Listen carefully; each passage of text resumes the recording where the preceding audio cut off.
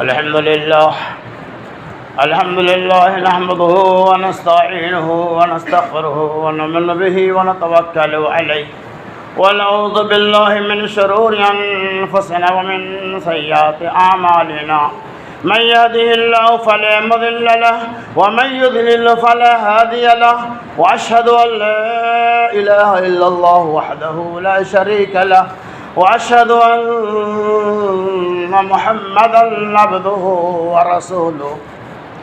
أعوذ بالله من الشيطان الرجيم. بسم الله الرحمن الرحيم. يا أيها الذين آمنوا اتقوا الله حق تقاته ولا تموتن إلا وأنتم مسلمون. يا أيها الناس اتقوا ربكم الذي خلقكم من نفس واحدة وخلق منها زوجها وبث منهما رجالا كثيرا ونساء واتقوا الله الذي تساءلون به والأرحام إن الله كان عليكم رقيبا. يا أيها الذين آمنوا اتقوا الله وقولوا قولا سديدا يصلح لكم أعمالكم ويغفر لكم ذنوبكم ومن يطع الله ورسوله فقد فاز فوزا عظيما. أما بعد فإن خير الحديث كتاب الله وخير الهدي هدي محمد صلى الله عليه وسلم وشر الأمور محدثاتها وكل محدثة بدعة وكل بدعة ضلالة وكل ضلالة في النار. بسم الله الرحمن الرحيم. وقال ربكم ادعوني أستجب لكم. قال رسول الله صلى الله عليه وسلم لا يرد الدعاء بين الأذان والإقامة. رواه مسلم. وعن أنس رضي الله عنه قال رسول الله صلى الله عليه وسلم الدعاء مخ العبادة. رواه مسلم. ہر قسم کی حمد و تعریف، بڑائی اور کبریائی اللہ تبارک و تعالی کے لیے ہے، جس کی توفیق سے آج کے اس خطبہ جمعہ میں دعا کے ایک اہم موضوع کی وضاحت کروں گا کہ دعا کسے کہتے ہیں، دعا کے معنی کیا ہے، اور دعا کی مقبولیت کے اوقات کون سے ہیں۔ اللہ سے دعا گو کہ اللہ تبارک و تعالی ہمیں اور آپ کو سننے سنانے سے زیادہ عمل کثیر کی توفیق رفیق عطا فرمائے، آمین یا رب العالمین۔ میرے دوستوں، بزرگوں، عزیز ساتھیوں، دعا ایک عبادت کا نام ہے۔ دعا کے لفظی معنی پکارنے اور بلانے کے آتے ہیں، یعنی بندہ اللہ تبارک و تعالیٰ کو مختلف انداز میں، مختلف چیزوں کے ذریعہ، مختلف زبانیں، مختلف دعاؤں کے ذریعہ اللہ تبارک و تعالیٰ سے فریاد کرتا ہے، اپنے رب سے استغاثہ کرتا ہے، اس چیز کو دعا کہا جاتا ہے۔ اسی دعا کے بارے میں اللہ تبارک و تعالی نے فرمایا وقال ربکم ادعونی استجب لکم، اور تمہارے رب نے یہ کہا ادعونی استجب لکم، یہ کہ تم مجھے پکارو، میں تمہاری پکار کو سننے والا ہوں، میں تمہاری دعاؤں کو قبول کرنے والا ہوں۔ اور دوسری جگہ اللہ نے فرمایا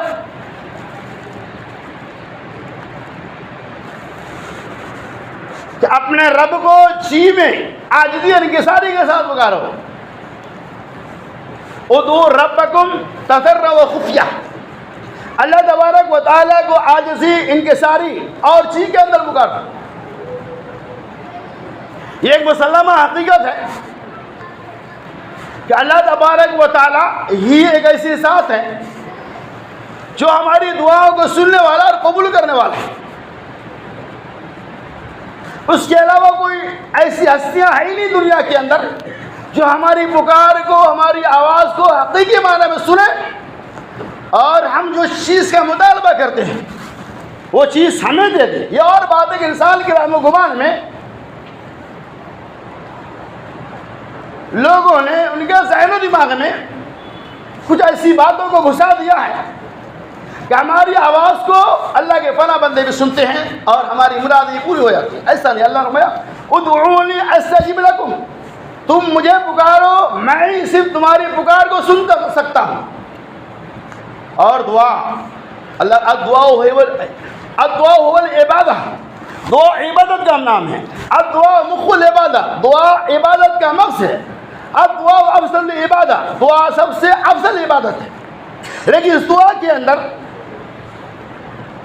ہم سے بہت ساری کوتاہیاں ہو جاتی ہیں، یا دعا کسے کہتے ہیں وہ سمجھ نہیں پاتے ہیں۔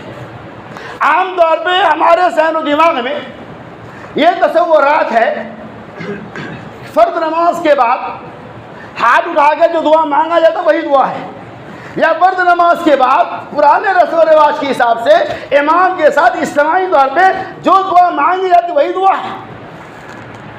عام طور پہ تصور ہے، حالانکہ یہ نہیں، بلکہ دعا کا میننگ بہت ہی کشادہ ہے۔ آپ نماز پڑھتے ہیں، دعا ابتدائی صلاۃ سے لے کر، یعنی اللہم باعث بینی سے لے کر سلام پھیرنے تک آپ دعا میں شامل رہتے ہیں۔ اور دعاؤں میں سب سے جامع دعا جو ہر کس و ناقص کو یاد ہے سورۃ الفاتحہ ہے۔ سورۃ الفاتحہ سے بڑھ کر احادیث کی دنیا میں کوئی دعا ہی نہیں۔ تو ہر نماز کے اندر اسے ہم پڑھتے ہیں اور اسے پڑھنا ہی، تو گویا کہ بتا رہا تھا کہ دعائے ثنا یا ابتدائی صلاۃ سے لے کر سلام پھیرنے تک ہم مکمل دعاؤں کے اندر داخل ہیں۔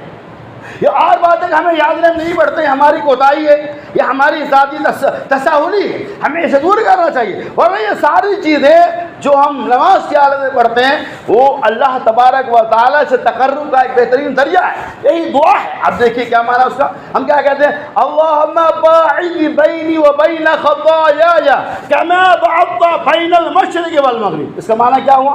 ہم شروع کیا کرتے ہیں کس دعا سے؟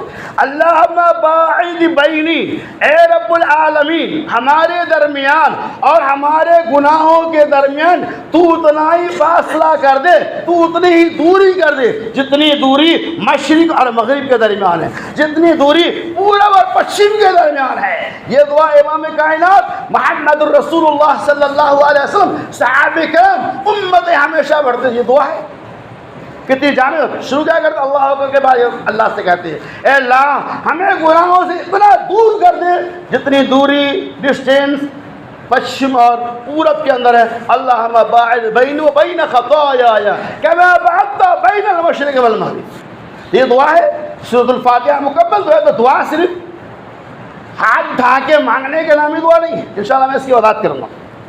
تو اللہ کے نبی صلی اللہ علیہ وسلم الدعاء مخ العبادہ، دعا عبادت کا مقصد ہے، دعاؤں کے بغیر ہماری عبادتیں قبول نہیں ہو سکتی۔ نبی صلی اللہ علیہ وسلم نے ارشاد فرمایا دعا آئی ہوئی آزمائش، آئی ہوئی بلاؤں کے لیے بھی نفع بخش ہے، اور جو بلائیں آنے والی ہے اس کے لیے نفع بخش ہے۔ یعنی ابھی آپ جس بیماری کے اندر مبتلا ہے اس بیماری سے پناہ مانگنا، اس بیماری سے دعا مانگنا، یہ فی الحال نفع بخش ہے۔ اللہ فرماتے ہیں بعد میں بھی جو بیماریاں ہیں اس کے لیے بھی نفع بخش ہے، اور جو بیماریاں آنے والی ہیں دعائیں اس کے لیے بھی نفع بخش ہوتی ہے۔ یہ اور بات ہے کہ ہم لوگ دعاؤں کا اہتمام نہیں کرتے۔ تو اس دعا کے بارے میں اللہ کے نبی نے فرمایا الدعاء هو العبادہ، دعا ہی عبادت ہے۔ اور چلیے آگے، حضرت انس رضی اللہ تعالی عنہ کہتے ہیں اللہ کے نبی صلی اللہ علیہ وسلم نے ارشاد فرمایا کہ افضل العبادہ دعا سب سے افضل عبادت دعا ہے. وہ کہ دعاؤں کے بغیر ہماری عبادتوں کو اللہ تبارک و تعالیٰ قبول نہیں کر سکتا. دعاؤں کے ذریعہ اللہ تبارک و تعالیٰ عذابوں کو بھی ٹالتا ہے, بلاؤں اور مصیبتوں کو بھی دور کرتا ہے. اس لیے ہماری اور آپ کی ذمہ داری ہے کہ ہم ہمیشہ دعاؤں کا اہتمام کریں. دعاؤں کے اوقات دیکھیے, اللہ کے نبی صلی اللہ علیہ وسلم کہ لا يرد دعا بین الاذان والاقامہ, کہ اذان اور اقامت کے بیچ میں جو دعائیں مانگی جاتی ہیں اللہ تبارک و تعالیٰ ان دعاؤں کو رد نہیں کرتا. اذان ختم ہو گئی, دعا مانگتے ہم, اور جس کو دعا یاد ہی نہیں ہے وہ کیا کریں گے, محروم ہے وہ. تو اذان کے بعد سے لے کر اقامت تک ہم نے سنت مؤکدہ پڑھ لی, وقت بچا ہوا 2 منٹ 4 منٹ کا, آپ دل کے اندر دعا مانگیں. ایسا ضروری نہیں ہے کہ آپ ہر وقت ہاتھ اٹھا کے دعا, کوئی ضروری نہیں. آپ بیٹھے بیٹھے چپکے وقت بچا ہوا ہے, چونکہ اقامت سے پہلے تکبیر تحریمہ سے پہلے اللہ تبارک و تعالیٰ دعاؤں کو قبول کرتا ہے. تو لا يرد دعا بین الاذان والاقامہ, اذان اور اقامت کے بیچ میں آپ جو دعا مانگیں گے اللہ تبارک و تعالیٰ آپ کی دعا کو قبول نہیں, آپ کی دعا کو رد نہیں کر سکتا ہے. مزید اللہ کے نبی صلی اللہ علیہ وسلم نے ارشاد فرمایا لا يرد القضاء الا الدعاء ولا يزيد العمر الا البر. محمد رسول اللہ صلی اللہ علیہ وسلم نے ارشاد فرمایا لا يرد القضاء الا الدعاء, تقدیر اور قضاء اور قدر کو نہیں بدل سکتی ہے الا الدعاء, سوائے دعاؤں کے. یعنی دعاؤں کے ذریعہ اگر اللہ تبارک و تعالیٰ چاہے تو ہماری لکھی ہوئی تقدیر کو بھی بدل سکتا ہے, الا دعا, سوائے دعا کے. یعنی دعا کے اندر اتنی تاثیر ہے, دعا کے اندر اتنی قوت ہے کہ اللہ رب العالمین نے جو تقدیر لکھ دیا اسے مٹا بھی سکتا ہے. اسی لیے اللہ کے نبی صلی اللہ علیہ وسلم نے ارشاد میں اب دعا صلاح المومن, دعا مومن کا ہتھیار ہے. اور آج ہم نے اس ہتھیار کو کھو دیا. ہم جب نماز ہی نہیں پڑھتے تو دعا کہاں سے ہم کریں گے؟ پوری نماز ہی دعا ہے. لیکن جو بندہ نمازوں کا اہتمام نہیں کرے وہ دعا کیا مانگ سکتا ہے؟ اللہ ماشاء اللہ. تو ہماری ذمہ داریاں یہ ہے کہ ہم نماز کی پابندیاں کریں, اور نماز پڑھنے کے بعد پھر اور چلے آگے.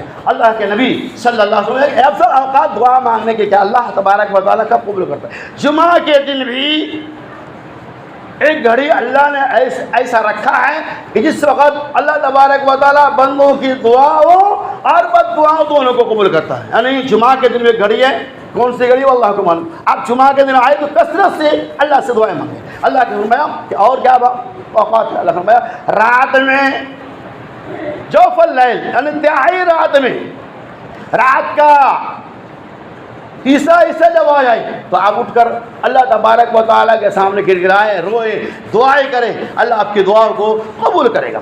پھر اللہ کے نبی صلی اللہ علیہ وسلم ہر فرض نماز کے بعد, یعنی ہم جو نمازیں پڑھتے ہیں ایسا نہیں ہے کہ لوگوں نے یہ پھیلا دیا کہ ان لوگوں کے یہاں دعا ہی نہیں ہے, نماز پڑھتے دعا نہیں مانگا. ایسی بات نہیں, نماز پڑھتے ہو دعا نہیں مانگتا.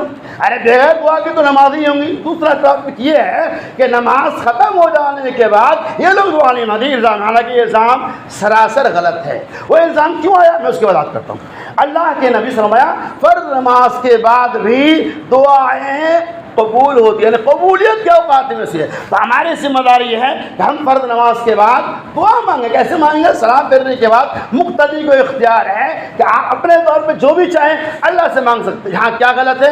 امام اور مقتدی دونوں ساتھ ساتھ اجتماعی طور پہ جو دعا کرتے ہیں وہ تو دعا ایک بدعت ہے. یعنی امام کے سلام پھیرنے کے بعد امام دعا مانگے اور آپ آمین آمین کہے فرض نماز کے بعد, یہ سنت نبویہ نہیں ہے. اس کی دلیل سنت سے کہیں نہیں ملتی ہے. دوسری بات یہ فرض نماز کے بعد اب دعا کیسے مانگیں گے اس کے بارے میں آپ اختیار ہے. چونکہ نبی صلی اللہ علیہ وسلم سے کوئی ایسی واضح روایت نہیں ہے فرض نماز کے بعد آپ صلی اللہ علیہ وسلم نے ہاتھ اٹھا کر ہی دعا مانگی, ایسی کوئی دلیل نہیں. لیکن آپ کو اختیار ہے. اجتماعی طور پر غلط ہے. انفرادی طور پر بعض لوگ اس کے قائل اس حوالے سے کہ جہاں یہ بتایا گیا ہے کہ نبی صلی اللہ علیہ وسلم نے استسقاء کے موقع سے آپ صلی اللہ علیہ وسلم پاک سالی وغیرہ کے موقع سے ہاتھوں کو اٹھا کر دعا مانگے, یہاں تک کہ آپ کے بغل کی جو سفیدیاں دکھائی دینے. بہرحال تو اس احادیث کی روشنی میں بعض علماء سوال کے قائل ہے فرض نماز کے بعد اگر آدمی چاہے تو ہاتھ اٹھا کے دعا کر سکتا ہے. انفرادی طور پر آپ کو اختیار ہے, ورنہ اللہ کے وسلم سے اس کی کوئی دلیل موجود نہیں. اب چلیے اور آگے کہ بس اوقات ہم دعا مانگنے میں کیا کرتے ہیں، ایک تو تساہلی بھی کرتے ہیں، دعا مانگ رہے ہیں ہاتھ اٹھا لیے ایسے بیٹھے ہوئے ہیں، پتہ نہیں اب کیا مانگ رہے نہیں مانگ رہے، ہاتھ اٹھ گیا دعا ہو گئی، ایسا نہیں، ہاتھ اٹھ گیا دعا ہو گئی، ایسا ہو ہی نہیں سکتا۔ ہاتھ اگر اٹھا لی تو آپ کو دعائیں زبان سے حرکتیں بھی کرنی ہے، آپ کو کیا مانگنا اللہ سے مانگنا بھی ہے، اور دعائیں بھی کریں۔ ہاتھ اٹھانے کے نام سے دعا نہیں ہے، ہاتھ اٹھا لیے ہل رہے، ایسا نہیں ہوتا، یہ غلط ہے، خلاف شرع ہے۔ صحیح ہے اگر آپ ہاتھ ہی اٹھا لیے تو آپ دعا مانگو اللہ سے، جو کچھ مانگنا ہو مانگو، اللہ تبارک و تعالیٰ دیر یا سویر دے گا۔ دعاؤں کے اندر ہم تساہلی نہ کریں، دعاؤں کو ہم اونگ کی حالت میں نہ مانگیں۔ ہو سکتا ہے آپ پہ الٹا دعا مانگ لیں گے تو کیا ہوگا؟ نبی صلی اللہ علیہ وسلم کہ تکتا جب اللہ نے یہ کہہ دیا وقال ربکم ادعونی استجب لکم، اللہ نے یہ فرمایا کہ ادعونی استجب لکم، تم مجھے پکارو، تم مجھ سے دعا مانگو، میں تمہاری دعا کو قبول کروں گا۔ جب رب کا یہ چیلنج ہے، رب کا یہ وعدہ ہے، تو رب کیسے نہیں دعا کو قبول کرے گا؟ ایسا ممکن ہے ہی نہیں۔ لیکن آپ کو کبھی کبھار سمجھ میں نہیں آتی۔ آئیے نبی صلی اللہ علیہ وسلم نے ارشاد فرمایا، بندہ اے مومن جب اللہ تبارک و تعالیٰ سے دعا کرتا ہے ان دعاؤں کو رب العالمین تین طرح سے قبول کرتا ہے۔ یعنی آپ اللہ سے دعا کرتے ہیں، اللہ تین طرح سے دعاؤں کو قبول کرتا ہے۔ نمبر ایک، کبھی کبھار یہ ہوتا ہے کہ آپ اللہ تبارک و تعالیٰ سے جو چیز مانگ رہے ہیں اللہ وہ چیز دے دیتا ہے، آپ خوش ہو جاتے ہیں، الحمدللہ اللہ سے میں نے مانگا، سال بھر دعا کیا، اللہ نے قبول کیا۔ ایک تو یہ ہوتا ہے کہ جو چیز اللہ سے آپ مانگ رہے ہیں اللہ وہ چیز سن لیتا ہے، وہ چیز دے دیتا ہے، آپ خوش ہو جاتے ہیں۔ نمبر دو، دوسرا یہ ہے کہ آپ اللہ تبارک و تعالیٰ سے جو چیز مانگ رہے ہیں کوئی بھی چیز، وہ چیز نہ دے کر اللہ تبارک و تعالیٰ اس کے بدلے میں آپ کو کسی بڑی مصیبت سے بچا لیتا ہے۔ بڑے عذاب کے آپ شکار ہونے والے تھے، بڑے حادثہ کے شکار ہونے والے تھے، ٹرین اور گاڑیوں کے چکے کے نیچے آپ کی زندگی کا خاتمہ ہونے والا تھا، محمد رسول اللہ صلی اللہ علیہ وسلم وہی دعا جو آپ سے مانگ رہے تھے کسی اور چیز کی شکل میں، اللہ رب العالمین نے آپ کی جان کو بچا کر آپ کے مطالبہ کو پورا کر دیا۔ ہمیں احساس نہیں ہوتا، لیکن ہمیں سوچنا چاہیے کہ اس بڑی مصیبت سے اللہ نے ہمیں نجات دیا، اس کی کوئی ضرور وجہ ہے۔ نمبر تین، نبی صلی اللہ علیہ وسلم کہ بندہ مومن جب کوئی چیز مانگتا ہے تو نمبر ایک وہی چیز مل جاتی ہے، نمبر دو کسی بڑی مصیبتوں سے بچا لیتا ہے، نمبر تین اللہ تبارک و تعالیٰ آپ کی دعا کو قبول کر لیا ہے۔ میدان محشر میں جہاں نفسا نفسی کا عالم ہوگا، جہاں کوئی کسی کو تاکنے والا جھانکنے والا نہ ہوگا، جہاں کوئی ایک شوہر اپنی بیوی کو اور بیوی اپنے شوہر کو رائی کے دانے کے برابر نیکی دینے والا نہیں ہوگا، امام کائنات محمد رسول اللہ صلی اللہ علیہ وسلم نے ارشاد فرمایا اس پرفتن ماحول کے اندر آپ کی دعا آ جائیں گی، اللہ کہے گا اے بندہ دنیا میں جو تم مانگ رہا تھا میں نے تمہیں دنیا میں نہیں دیا، اس چیز کا نعمت بدل آج میں تمہیں آخرت میں دے رہا ہوں۔ تو کیا پتہ اس حدیث پاک سے کہ بندہ مومن اللہ تبارک و تعالیٰ سے دعا مانگنے میں تساہلی نہ کرے، جلد بازی نہ کرے، آپ اللہ سے دعائیں مانگیں گے اللہ تبارک و تعالیٰ آپ کی دعا کو دیر یا سبب قبول کرے گا۔ ان تینوں شکلوں میں سے کسی نہ کسی ایک شکل ہماری دعاؤں کو سن لے۔ آج پوری دنیا جو کرونا وائرس یا لاک ڈاؤن سے پریشان ہے، اللہ ان پریشانیوں کو دور فرما دے۔ اللہ تیرے علاوہ کوئی مشکل کشا، کوئی حاجت روا نہیں، تیرے علاوہ کوئی ہماری پکار اور دعاؤں کو سننے والا نہیں ہے۔ جب تو دنیا میں زندہ رہنا چاہتے اسلام میں ترک، جب ہی ہمارا خاتمہ بالخیر ہو، آمین۔ وآخر دعوانا الحمد للہ رب العالمین۔